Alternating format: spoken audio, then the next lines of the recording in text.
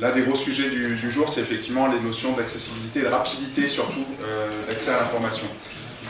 Pourquoi on parle de rapidité? Tout simplement parce que ce chiffre-là, il parle mieux que n'importe quel autre. 53% donc des utilisateurs mobiles quittent un site s'il n'est pas affiché en moins de 3 secondes. 3 secondes, c'est pas beaucoup. C'est pas beaucoup quand on est en 3G, c'est pas beaucoup quand on est en 4G. Donc ça nécessite un certain nombre de bonnes pratiques, sachant qu'aujourd'hui, c'est un autre chiffre important, on sait tous qu'au moins 50% du trafic qui vient du mobile, ça dépend un petit peu des cibles et des sites. De toute façon, la tendance fait qu'on va être à 60 et 70% dans les années qui viennent. Donc le mobile, on n'est pas toujours en 4G à Paris, dans son bureau, on peut être dans le métro à Paris, où il y a moins de 4G, et puis surtout, on peut être en province sur des zones blanches, etc. Donc voilà un peu les objectifs, les éléments importants justement en termes de rapidité d'accès. Et l'autre point, c'est le e-commerce, c'est-à-dire que si le produit que vous souhaitez acheter, et puis si le moteur de recherche est lent, vous allez voir un autre site. Donc le chiffre d'affaires, la perte de chiffre d'affaires est énorme, et c'est ce qui fait le succès typiquement d'Amazon par rapport à ses concurrents aux États-Unis, c'est-à-dire que la page d'accueil d'Amazon s'affiche en moins de 2 secondes, alors que ses concurrents peuvent s'afficher. Bonjour, on vient juste de commencer. Super. Tout juste, tout juste. Donc typiquement, la page d'accueil d'Amazon s'affiche en moins de 2 secondes, là où ses concurrents s'affichent en peut-être les Walmart et autres. Il faut savoir qu'une demi-seconde, voire une seconde gagnée d'affichage de la page d'accueil, ça se compte en millions de dollars, enfin même plus sur des sites comme Walmart, ça se compte en milliards de dollars de chiffre d'affaires. Donc les enjeux de rapidité, ça a l'air anecdotique, qu'on se dit que c'est du confort, mais c'est du vrai business et de la vraie transformation. Alors, on est en avance, c'est bon. Alors, pour rebondir sur ce concept-là, sur cette idée-là de rapidité d'accès, donc il y a plusieurs axes à travailler. Mais d'abord, je vais juste, pour que tout le monde soit au même niveau, je ne sais pas où on est par rapport à ça, je rappelle qu'une page web, c'est des textes, des médias, et puis une mise en forme. Tout ça, c'est des fichiers en fait qui sont à part et qui sont une fois agrégés, servent à faire la photo. Donc après, les pistes par rapport à ça, pour gagner du temps, ça va être faire en sorte que tout soit optimisé au maximum. On va gagner sur le poids de tout ce qu'on peut. On va tout zipper en quelque sorte, quoi. Et puis, la notion qui est un petit peu nouvelle quand même, particulièrement en ce moment, c'est l'utilisation de CDN. Maintenant, ça devient incontournable. Alors les CDN, c'est quoi? C'est des réseaux de serveurs de cache, en fait, si vous voulez. Et c'est utile, notamment, par exemple, si on accède à un site donné, que ce soit en France ou dans un autre pays, ou même au Japon, peu importe, à l'autre bout de la planète. L'idée, c'est pas d'accéder aux fichiers, à l'information, toujours au même serveur, mais plutôt à un serveur qui est proche de nous.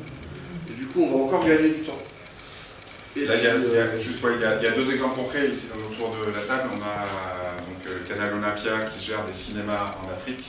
Et on a l'Institut français qui est là pour diffuser la culture française à travers le monde. Donc typiquement les CDN, ça sert à quoi? Ça sert à te dire que quand moi je suis à Abidjan, quand je vais à Abidjan ou en Asie ou à Pékin ou je sais pas quoi, aujourd'hui la plupart des infrastructures sont faites que je vais aller chercher les données qui sont à Paris, chez un hébergeur, chez OVH, chez qui on veut. Le problème c'est que le débit il va prendre du temps pour aller chercher ces informations. Le CDN c'est juste ça, c'est de dire on va rapprocher le contenu de l'utilisateur une fois de plus pour lui permettre d'avoir accès à son site en moins de 3 secondes. Voilà, ça a d'autres avantages en plus, voilà. On en reparlera après. Ou pas. Donc voilà pour ça. Oui, j'ai noté aussi les images. Les images, en fait, l'idée c'est de fournir les bonnes images au bon terminal de manière à ce que ce soit toujours optimum. Alors ensuite, je vous parle de mobile first. Alors même si la notion n'est pas forcément récente, elle devient incontournable aujourd'hui. Alors mobile first, qu'est-ce que c'est? Donc là, je vous propose de regarder plutôt ce schéma-là, qui est assez parlant. Si on pense le contenu pour un grand écran, sur un mobile, ça rentrera jamais, quoi. Par contre, si on fait dans l'autre sens, on peut rajouter des fonctionnalités sur les plus grands écrans.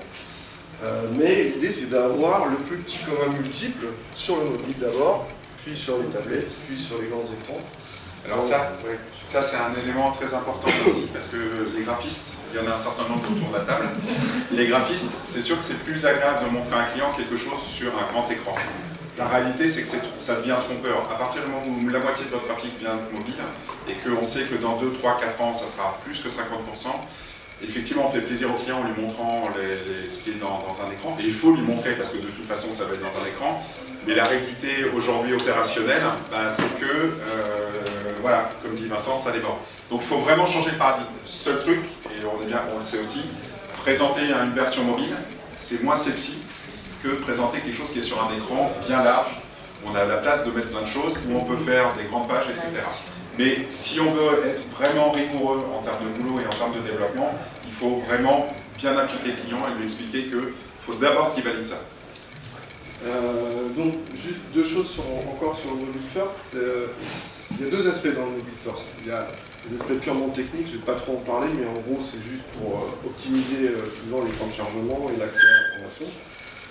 Et aussi le côté cheminement de l'utilisateur, donc l'utilisation pure. Et de ce côté-là, il faut vraiment repenser la manière dont on conçoit le site, parce que justement, voilà, les gens ils sont majoritairement sur un téléphone aujourd'hui. Et donc, penser les scénarios sur mobile, c'est essentiel aujourd'hui. C'est cela qu'il faut faire en tout premier, et après, par extension, passer au reste. Alors maintenant, pour ce qui est des tendances du design pur... Donc c'est le deuxième chapitre.